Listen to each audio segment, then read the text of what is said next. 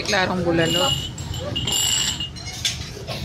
Oh, 250 kasi sa bayad ng 150.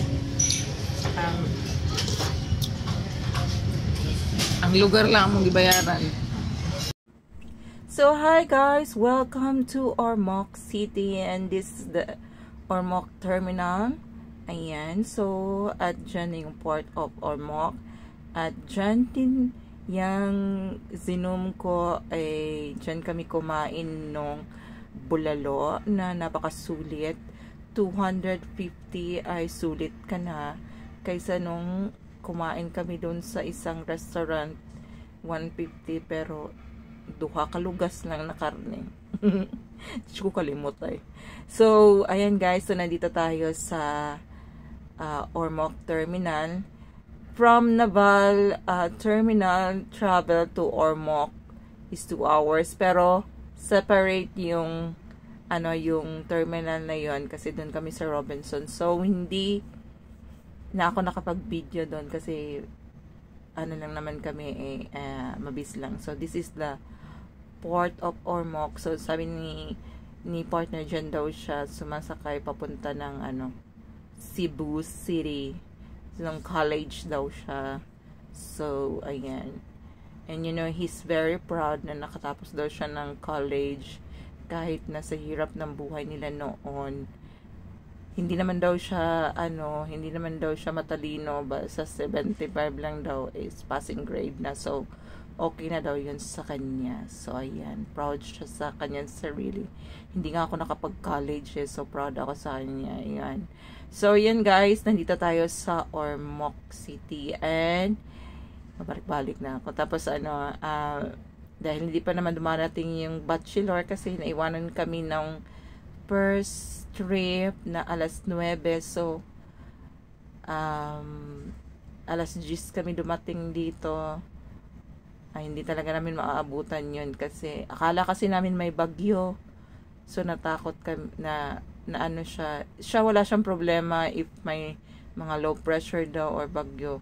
Bumabiyahe pa daw siya, lang daw siya sa akin. So, huminto yung ulan kaninang umaga. So, nag-decide kami na mag-travel na kasi uwi kami ng Davao kasi doon din yung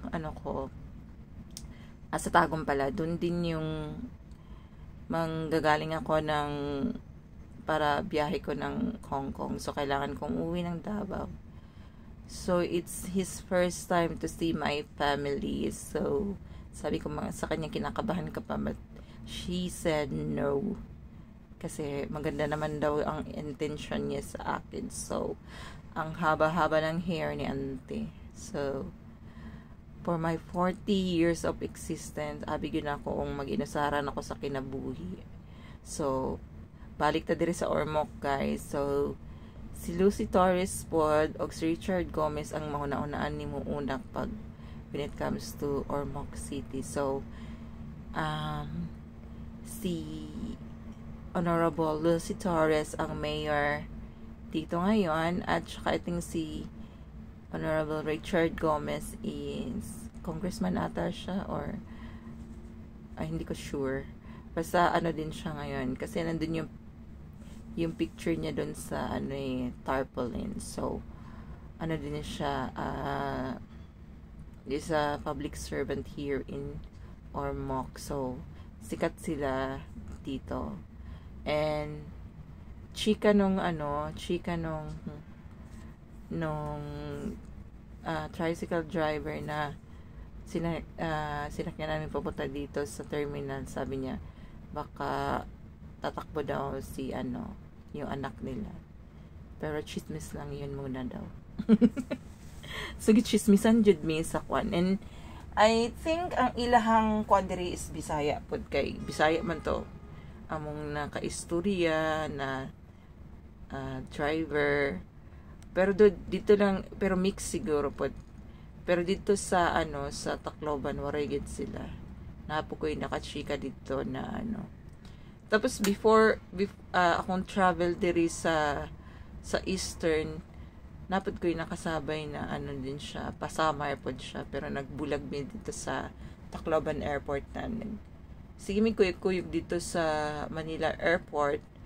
Tapos kay gisundo man siya niya, lain na mi niya unta. In our future flights magkita na pud mi ni ate kay kuan man pud siya. Very approachable niya. OFW pud siya from Japan. So I hope to see you soon. I see you soon. Magkita unta usab mi. Ana siya guys. So munang gi-explore na ako ning diri sa Ormoc kay first time nang taon na ako nin makalaglaag og Eastern Visayas ba. Tapos at this moment wa jud kabalo akong mama nga ako dahil sa Pilipinas. Hindi talaga ako nag-post na mga kaganapan ko kasi alam niyo na this is the stadium niya. Walang kabalo kung saan na siya kay hindi na ako pumasok guys. So hindi alam ng mama ko na na andito ako sa Pilipinas. Kasi para maiwasan ng chismis. So ayan. So silence lang din talaga ako sa aking pag-uwi.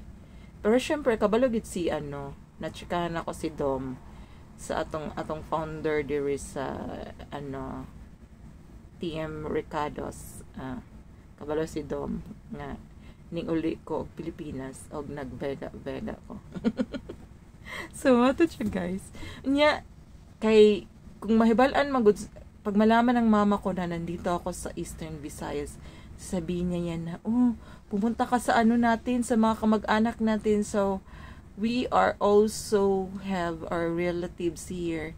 So, diri po sa may, may Ormoc banda, or Guadalupe ba to, or, basta na ko.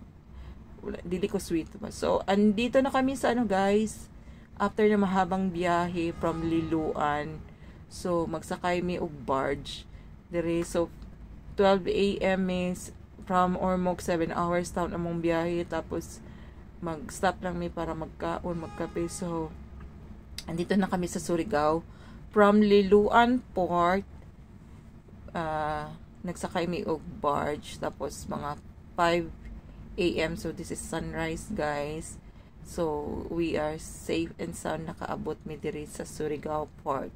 So, muna siya ang kuan. So, medyo like taas-taas niyang biyahe, mga isa siguro kaadlaw kay nakasakay mi sa Ormoc bachelor kay kuan alas 2 sa hapon nilarga. Tapos naabot mi sa Tagum kay mga 4 p.m. na. So, sakit yung kaya ang lubot guys niya.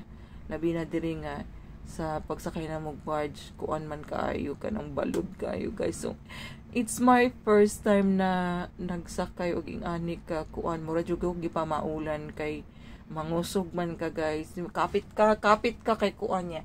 Pero si Angkor relax lang kay siya kay normal ra daw na para sa iya kay mas kuan pag daw iyang na-experience kay nagtrabaho ba ini siya sa mga big ships ba kay sa seaman ba ni si Uncle. Pero di na siya seaman loloko guys.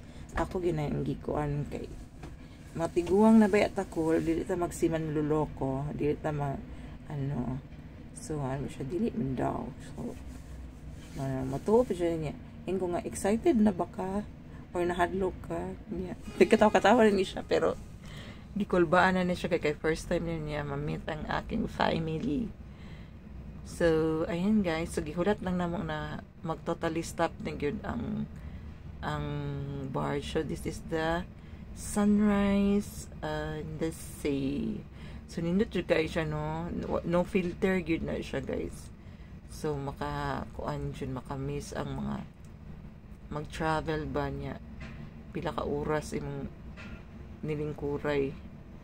So, wala na ako nag-video niya. So, na-amaze ko din sa Mawab. So, this is my, hapit na may ani sa Tagum, guys. Pag ingon nga Mawab na, diri na akong gibidyohan, guys. So, muna niya siya ang kuan, Mawab terminal, nindot po kaayo ang ilang terminal. So, after Mawab, kay kuan na jud siya, guys.